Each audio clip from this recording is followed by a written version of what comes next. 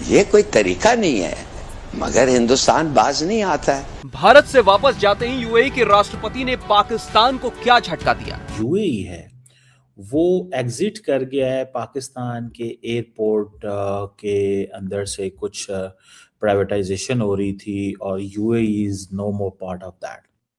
ये है इनकी एक्चुअल औकात। रेक्टिफाई करें ये किसकी गफलत है, क्यों हुआ।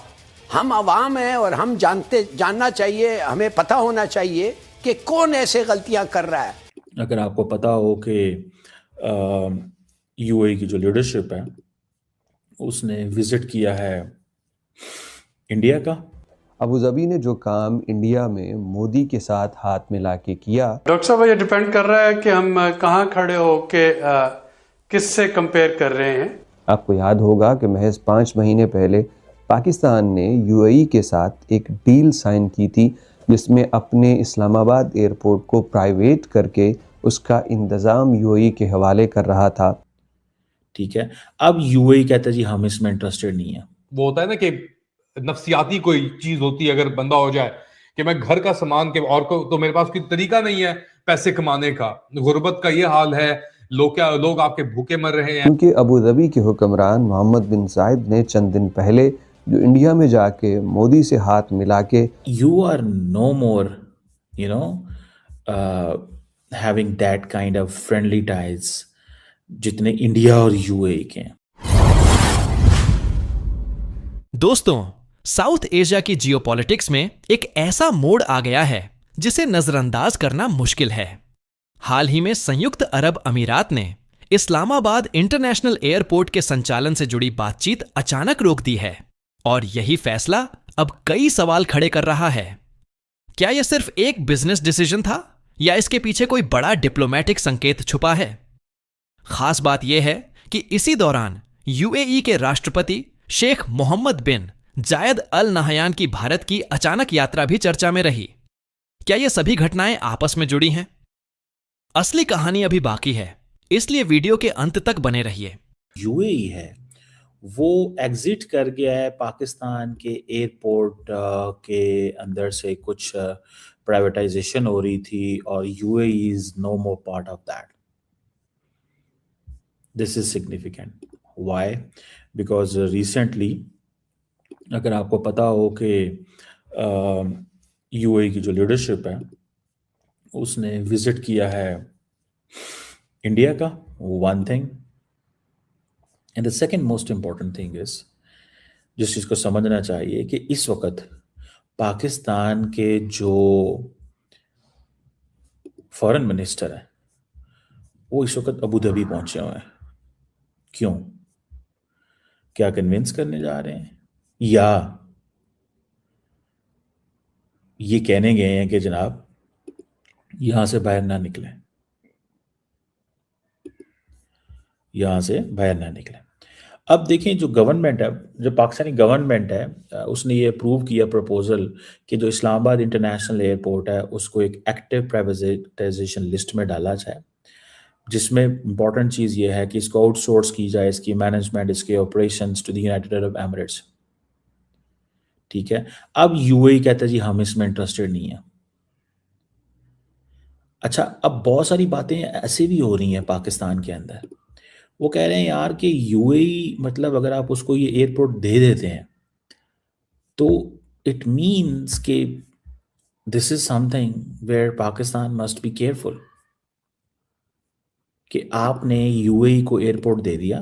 दिस अ पॉइंट, आपने यूएई को एयरपोर्ट दे दिया and you are no more you know having that kind of friendly ties जितने इंडिया और यूएई के हैं। समझ रहे हैं मेरी बात? सो ये भी बातें हुई हैं, लोगों ने ये भी मैंने पॉइंट सुने हैं सोशल मीडिया पे इधर उधर। हालांकि मैं समझता हूं कि हमारे यूएई के साथ बहुत अच्छे ताल्लुकात हैं। United Arab Emirates has been a great help to Pakistan, बड़ी ज़बरदस्त किस्म की, हमेशा फाइनेंशियल स्टेबिलिटी पाकिस्तान में रखने के हवाले से उनका बड़ा किरदार है। पाकिस्तान की मैक्रो इकोनॉमिक स्टेबिलिटी में उनका बड़ा किरदार है, पाकिस्तान के फॉरेन रेमिटेंस में उनका बड़ा किरदार है। बड़े मुश्किल वक्तों के अंदर जब भी पाकिस्तान को कोई ऐसी IMF की ज़रूरत पड़ गई है तो उनका बड़ा किरदार है। इस एंगल से चीज़ों को नहीं देखना चाहिए। We still enjoy a very good ties। बाकी UAE के अपने इंटरेस्ट हैं मिडल ईस्ट में, ठीक है। ये बात भी ठीक है कि हम सऊदी अरब के बड़े करीब हो गए हैं, इस बात को भी मैं समझता हूँ, इस बात की भी एक रियलाइजेशन मुझे है। और हम इतने करीब हो गए हैं कि अगर सऊदी अरब और UAE या किसी मुल्क का भी कोई हमला हो जाता है तो पाकिस्तान सऊदी अरब के साथ खड़ा हुआ है। An attack on one is an attack on the other, ये हमने कहा हुआ है, ये हमने बात की है। तो मैं इसको जो देख रहा हूँ, मैं इसको इस एंगल से देख रहा हूँ। मुझे लगता है कि हमें पाकिस्तान को अपनी जो UAE के साथ इकोनॉमिकली राब्ते में रहना चाहिए, हमें इस चीज़ का भी अंदाज़ा है। तो दैट्स वेरी वेलकमिंग थिंग ना, ये तो बड़ी मज़े की चीज़ है। तो हमें इस ताल्लुक को, हमें उनको, या फिर हो सकता है कि वो ये समझते हों कि यार हमारे पास अभी इतने ये प्रॉफिटेबल चीज़ नहीं है। अब गवर्नमेंट अगर प्राइवेटाइजेशन करना चाहती है और ये सारी चीज़ें करना चाहती है, ठीक है ना, इंटरनेशनल एयरपोर्ट और कराची पोर्ट और सारा कुछ, ठीक है जी। अब पाकिस्तान जो है उसकी जो डिस्कशंस हैं विद UAE के साथ और ये सारी चीज़ें जो हैं वो चल रही हैं, लेकिन सुनने में आया है कि अच्छा UAE is a trusted partner,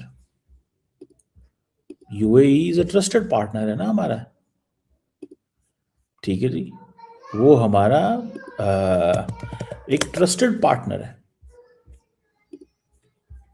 and अगर वो आपका एक ट्रस्टेड पार्टनर है तो उनके साथ हमारा एक ये रहना चाहिए ना, ठीक है।